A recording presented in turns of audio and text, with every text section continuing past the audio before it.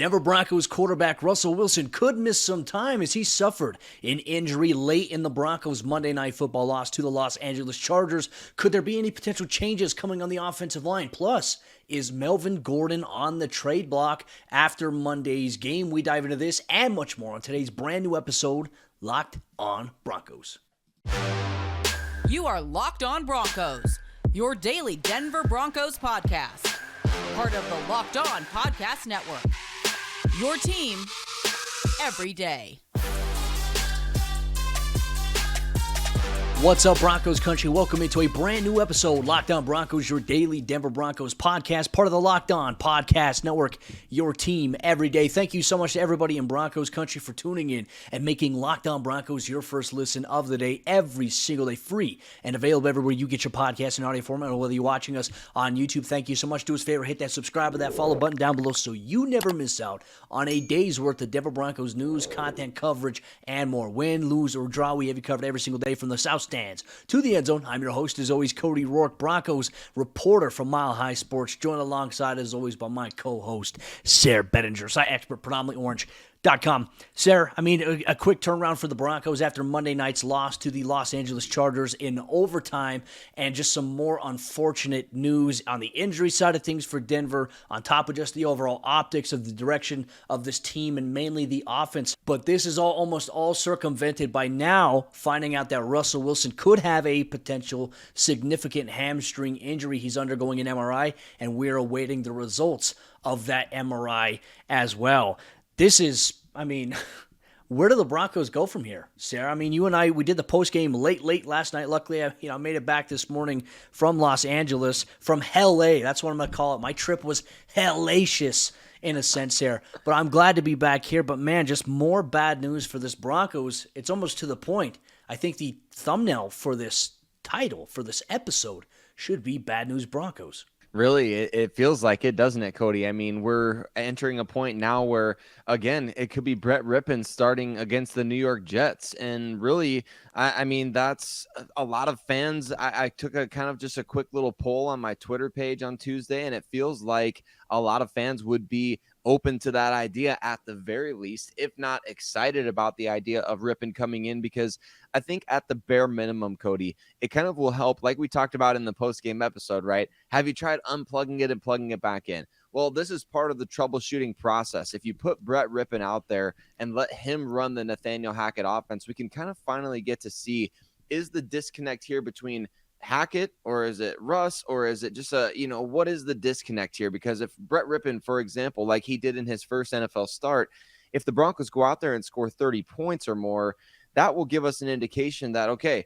things just aren't really working from Russell Wilson's end of running Nathaniel Hackett's offense, and Hackett's asking him to do things, or Russ is asking Hackett to do things that, just aren't working for whatever reason. So to me, Cody, it gives you an opportunity to kind of do some troubleshooting out there in real time. And I guess that's not overly exciting for fans because Brett Rypien is your backup quarterback and obviously pretty unproven at this point. We've seen some decent things from him. And like we mentioned in a previous podcast, we did see Brett Rypien and Josh Johnson move the offense pretty well when we're talking about the Broncos struggling with basic things. Dan Orlovsky calling them the high school concepts or the high school basic stuff. We didn't see the Broncos really struggle with that stuff in the preseason, did we? I felt like the offense was moving the ball really well with Brett Rypien and Josh Johnson at the helm. And that's, of course, it's preseason, right? You're not going up against Sauce Gardner and Quinnen Williams and all these different guys in the preseason, but it does give you a little bit of hope to say, okay, if the offense needs to be reset, if we need to discover what the true issue is here, then having your backup quarterback come out and execute the basic stuff is really a clear indicator of what is going wrong. Well, and I think right now, too, the Broncos have to put things into perspective, and I think Russell Wilson has to put things into perspective, right? Because, Sayre, you said it yesterday on the postgame report, Russell Wilson is the sun, the moon, the light, the darkness that is Broncos football right now because of the deal that he signed to be the long-term quarterback. And I think that for him, if he is injured, if the hamstring is something that's going to cause him an ailment, he doesn't need to toughen it up in a sense. He needs to rest and let it heal up. And the Broncos need to find a way to do it because you have this game this week. You have the Jacksonville Jaguars the next week in London. Oh, and then you have a bye week. So you have potentially 3 weeks where if Russ is injured and it is something that's going to take, a week, 2 weeks, 3 weeks to heal, you need to give him ample time to heal because you still have the second half schedule, which, by the way, as we've talked about, is absolutely brutal from an on-paper standpoint. The opponents that Denver's going to face is tough. Unfortunately, we know that the defense will step up, but the offense is a huge question mark once again going forward. So for me, if Russ's injury is bad or it needs time to heal, I think the Broncos need to sit him for a couple of weeks, past the bye week, and see what they can do. And if somehow the Broncos can go into the bye week at 4-4, it changes things a little bit, right? But nothing's going to change until the offense changes. And maybe Brett Rypien can sprinkle something in or showcase something that's going to allow the offense as a whole to make changes, whether that's when Russell Wilson comes back or it forces Nathaniel Hackett and his staff to do something different. Something has to give at this point with the Broncos offense, and we will await the news on Russell Wilson's MRI. We'll provide coverage here on the Locked On Broncos podcast every single day along the way. There's also some other injury news we'll update here real quickly. Broncos special teams ace Aaron Patrick tore his ACL while going out of bounds and trying to protect himself from hitting a photographer. He put his foot on one of those tarp mats, and his ACL tore at that point. He is out for the season. Just another big loss for the Broncos on the special team side of things. So now we're going to see a little bit more Jonathan Kongbo having to step up going forward. But man, bad news Broncos. Everything just, when it rains, it pours, and it's the snowball effect here once again. But Broncos country coming up here in just a moment. Sayre and I, we're going to dive into the offensive line. Could the Broncos offensive line undergo some changes here in the next couple of weeks? How can they get to where they need to be? We'll dive into this and a little bit more coming up here in just a moment. But before we do that, let me tell you about Bird Dogs, the sponsor of today's episode, Locked On Broncos. And I'm loving the Bird Dog products that I've received in the mail. I received a pair of shorts. I received a pair of jogger pants as well. And I tell you what, it's one of the most comfortable things that I have put around my waistline. I wear it to sleep, especially the shorts. I can go out for a walk. I can work out in stretchy fabric, and it doesn't hug you tight. That's one thing I really like about Bird Dogs. And Bird Dogs just launched sweatpants as well, and they are super comfortable, like that cute little charming bear rubbing up against your thighs, and you know that comfy little bear. You might not play like Tiger on a bender, but you'll feel just as good with Bird Dog pants, as they are perfect for fall golf. Not to mention, I still wear shorts in the winter. It's a habit of mine, and it doesn't matter if it's in Florida or 10 degrees in New England or Chicago. They have their signature shorts with built-in liners, the most comfortable shorts in existence today. Try yours today. Go to birddogs.com, enter promo code LOCKEDON, and they'll throw in a free Bird Dogs rope hat. That's birddogs.com, promo code LOCKEDON, and boom, a free Bird Dogs rope hat with your pair of Bird Dogs, the most comfortable shorts, pants, and sweatpants with built-in liners. You will not take these things off. I promise you that, and our good friends over there at LinkedIn. And these days, every new potential hire can feel like a high-stakes wager for your small business, and you want to be 100% certain that you have access to the best qualified candidates available, and that's why you have to check out LinkedIn Jobs, because LinkedIn Jobs helps you find the right people for your team faster and for free. Make sure you add your job to LinkedIn Jobs and the purple hashtag hiring frame to your LinkedIn profile to spread the word that you are hiring. It's super easy to create a free job post today at LinkedIn Jobs, and they have simple tools like screening questions that make it easy to focus on candidates with just the right skills and experience, so you can quickly prioritize who you'd like to interview and who you'd like to hire. And make sure you finish out 2022 strong, and the best way to do that is to get the right team member for the job to get what you need done for your small business. And that's why small businesses rate LinkedIn Jobs #1 in delivering quality hires versus leading competitors. LinkedIn Jobs helps you find the qualified candidates you want to talk to faster. Post your job for free at linkedin.com/LockedOnNFL. That's linkedin.com/LockedOnNFL to post your job for free. Terms and conditions apply. Sayre, let's continue on today's episode, Locked On Broncos, the aftermath following Monday Night Football, the loss, and now the preparation. The focus shifts to the New York Jets, and there's not a lot of time. You mentioned names earlier, Quinnen Williams, somebody to keep an eye on. Just want to say thank you so much to Broncos Country for tuning in and making Locked On Broncos your first listen of the day here. But, Sayre, I think you and I have talked about it. There seems to be so many miscommunication issues with his offensive line. And granted, they threw Billy Turner in there. They moved Cam Fleming from right tackle to left tackle, which was an oddity. It was a change. He hasn't done that so far this year. It just seems like there's a disconnect with the offensive line. And even Jeff Schwartz was calling out what the Broncos struggled with the all-out pressure that we saw the Los Angeles Chargers have success with. And nothing's really going to change in terms of what opposing teams are going to throw at the Broncos, right? And I saw you pointed out on your Twitter as well.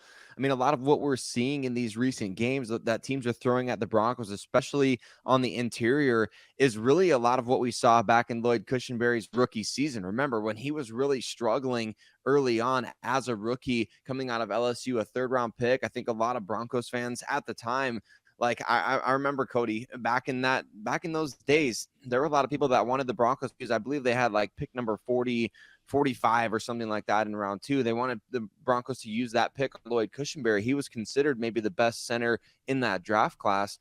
We just haven't seen that materialize here through, 2.5 seasons-ish. So to me, you've got to start there because really that's where a lot of these issues are coming from. Like Russell Wilson, he's obviously known for his ability to get the ball downfield, to make plays outside the pocket. The problem is he's getting absolutely engulfed right up the middle on a lot of these passing plays where Lloyd Cushenberry and Dalton Reisner, and when he was playing right guard, you had Graham Glasgow, they were giving up pressure up the middle, and there just isn't great communication, it seems like, between those guys. And I think Exhibit A is what we talked about in the postgame, that Drew Tranquil sack that really killed the Broncos' chances late in the game and just destroyed it wasn't a good drive by any means, but it was at least a possession. The Broncos had the ball, right? And you're hoping that on a 3rd and medium, your guys can go out there and convert, but it just had no chance. So do you consider making a change at center? And I think tying this in with the potential that Brett Rypien could be starting against the New York Jets. Over the course of the offseason, Brett Rypien did a lot of work with Broncos rookie center Luke Wattenberg, who I think the team is pretty high on, Cody. I mean, I know he doesn't get talked about a ton, but the Broncos did trade up to get him in the 2022 NFL draft. He's somebody that I think maybe, just maybe, if you're seeing that, okay, this is a consistent issue with Lloyd Cushenberry, could Luke Wattenberg, this could be an easy inroad. He has the chemistry with Brett Rypien out there. This could be an easy inroad to kind of make it a change here in the middle of the season and see if you can get something to work. Because right now, if they just keep going what they're currently doing, we're getting the same results every single week. They can't keep doing the same thing. When even Justin Simmons said it post-game, the definition of insanity is doing the same things over and over and over again and expecting different results, which I'd say for the Broncos offense, insanity has been the definition of this unit, and particularly on the offensive line. I mean, there's even guys like Netani Muti. I think Quinn Miner's returning. That was his first game action. I have to go back and watch the tape here and I'll obviously see what Tim Jenkins and, other guys like Kurt Warner had to say on their offensive film breakdowns as I focus a lot on the defense there. But it just seems like why not at this point try something, right? Because Dalton Reisner was dealing with a back injury. If Dalton's not 100%, I understand that guys want to play and guys need to play in a sense. But if it's hurting the offense even more, why not let guys rest and see what you have with some other guys as well? I like the idea of Luke Wattenberg at this point. I mean, it was a draft pick. He's a rookie here at this point in time, and it puts pressure on Lloyd Cushenberry. And quite frankly, even after Lloyd Cushenberry's rookie season, there was pressure being put on him by the moves that the Broncos were making to bring other guys in. So something has to give at this point in time. But in particular now, I kind of want to shift our focus to the offensive tackle position. We saw Billy Turner come in, and I thought for the most part, I think Billy Turner did a pretty solid job, especially on the outside. We saw early on that first quarter, Khalil Mack came off the left side and kind of bull rush. As much as I love Calvin Anderson, that's my guy. I really enjoy, talking to him, and he's been a good friend of the show here. Khalil Mack just kind of power rushed him on that one sack of Russell Wilson.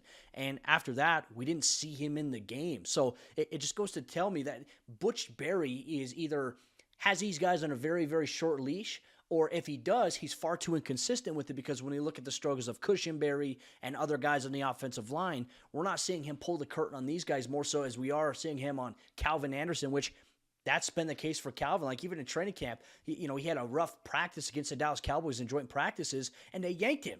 And we saw Cam Fleming start against the Seahawks at right tackle, when ideally I felt like Calvin could have been the better, more agile fit. But Sayre, I don't know anything that's going on right now with the offensive line, but I think it's also a question.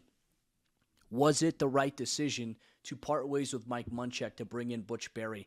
As it stands right now, I mean, the optics on the outside don't look so good. No, I mean, that was definitely the wrong decision. Look, you obviously had plans of bringing in Stenovich, right, from Green Bay. I think that was the Mike Munchak replacement. And when that fell through, you were screwed because, I mean, obviously you had to pivot to not, I would say that Mike Munchak was probably a better fallback option, but I can't say he was the second option because I have no idea. I think Nathaniel Hackett thought for sure he was getting Adam Stenovich from the Green Bay Packers. The Packers end up promoting him from within, and Nathaniel Hackett has to pivot to Butch Berry and Justin Outen.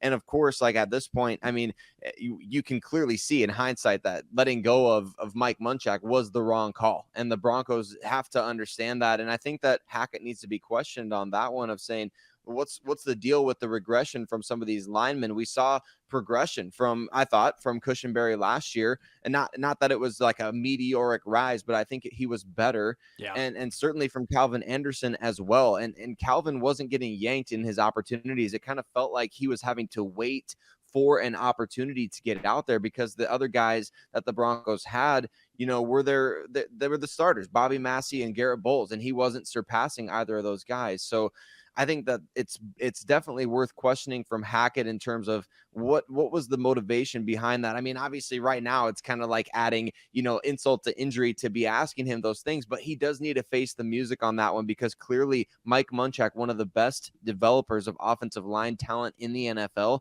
you go ahead and get rid of him. And I don't think Hackett would be completely honest in answering, right? I don't think he's going to come out and say, well, we thought we were getting Stenovich and, this and that and the other, but it would be worth bringing it up because I think at this point, the Broncos need to get to the bottom of things. If Butch Berry has a quick trigger on pulling guys out of the game, to me, that's horrible for player development. It's horrible for building guys' confidence. At the same time, like you said, it's inconsistent, and they need to be more consistent. If they're going to be quick on the trigger pulling guys out, they have to be more consistent in doing so. When I asked Broncos head coach Nathaniel Hackett at the post-game press conference, I asked him about, making those changes on the offensive line in the second quarter, and he said we had planned originally we want to get Broncos offensive lineman Billy Turner in there to give him a little bit of run. He came in there, and he was playing at a high level. Then we decided to move Cam Fleming over to left tackle. He said, I'll be able to look at the tape a little bit closer and see where we'll move forward with that. We'll get some follow-up there from him, obviously at his 3:15 Mountain Time press conference on Tuesday in Dove Valley. I'll be there for that. But, I mean, something's got to give. The offensive line,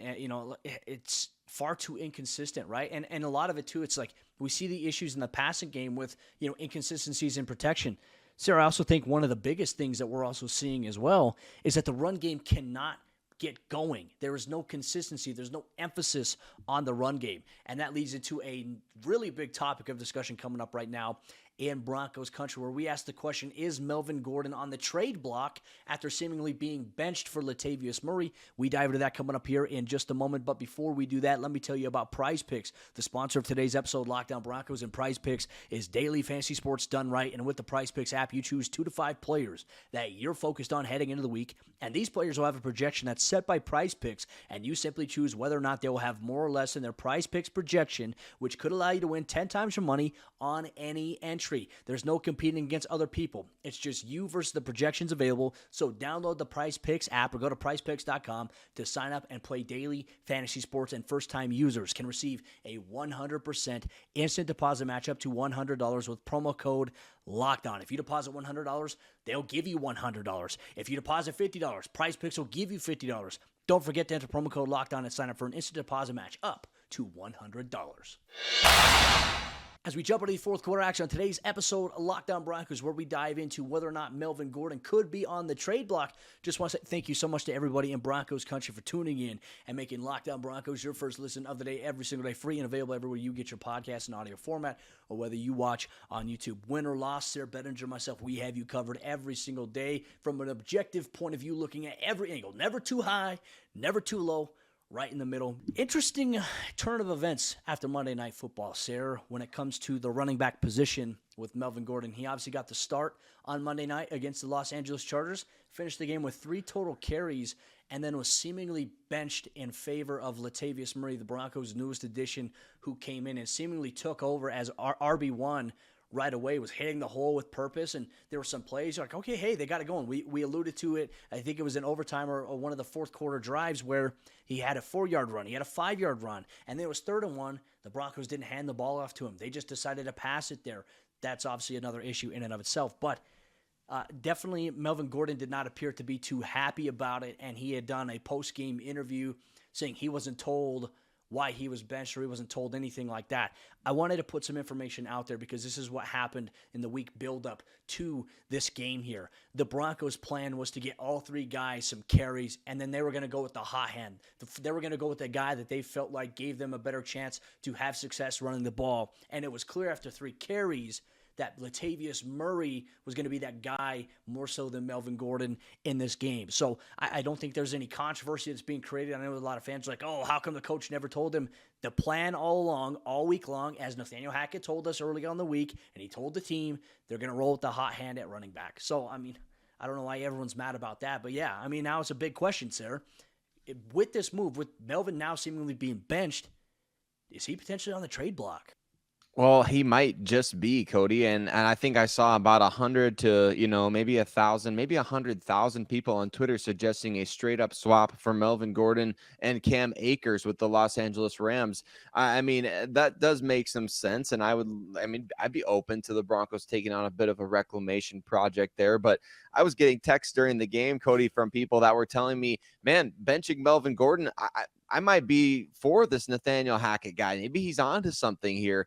There was a lot of people really frustrated with Melvin Gordon after the first 4 games of the season, and understandably so. I mean, it was just simply unacceptable. That's why the Broncos went out and they got Latavius Murray. Melvin Gordon, even in the 5th game, Cody, he did fumble the ball. It wasn't credited as a fumble during the game because technically his knee or something was down right before he let go of the ball, but he dropped the ball once again in week 5. So I can't say that I understand why Melvin is surprised. I understand as a competitor, he's saying, and I get this and I agree with him. He feels like he could have been out there helping the team as they were, dwindling down to a loss. And as a competitor, of course, you want him to have that mentality. But at the same time, how could you not, understand why the Broncos are not playing you out there? And then you had Melvin going out there on Twitter after the game, and in the early hours of the morning, he's liking and commenting on all these tweets about him being cut. And he's commenting on the fact that, the Broncos may trade him. He's liking these things, and people can see that, and people are making a big deal about that. So it's one of those things to me, Cody, where I feel like the Broncos have an opportunity to kind of move on here, and maybe that's best for Melvin as well. So to me, we talked about it after Latavius Murray was acquired. He could be the running back 1. I don't know that anybody expected it to happen this quickly. Yeah, I mean, I like some of the things that I saw from him. I mean, a big physical downhill runner that can fall forward, and I just felt like the Broncos at moments in last night's game, even when they had, the game was tied or they had the advantage, they went away from the run or they became a little too predictable. And once again, running out of shotgun on 3rd and 1 or running a pass play out of shotgun on 3rd and 1 rather than handing it to a running back like Latavius Murray, who's 6'3" and is just bulky and can fall forward and get that extra yard. It gives you a chance to potentially win the game. They just didn't do it consistently enough here, and it begs the question as to what things will look like going forward. But obviously right now is a very interesting time in Broncos country. I'm eager to see what George Paton has up his sleeve. The optics right now for this football team are not promising. Fans are frustrated. Fans are kind of done with the season, as we've gotten comments on YouTube about, I'm no longer watching the games. And hey, you know what? If that's what makes Broncos fans that are really emotionally invested in the team happy, that they don't want to be let down, I understand it. I absolutely understand it.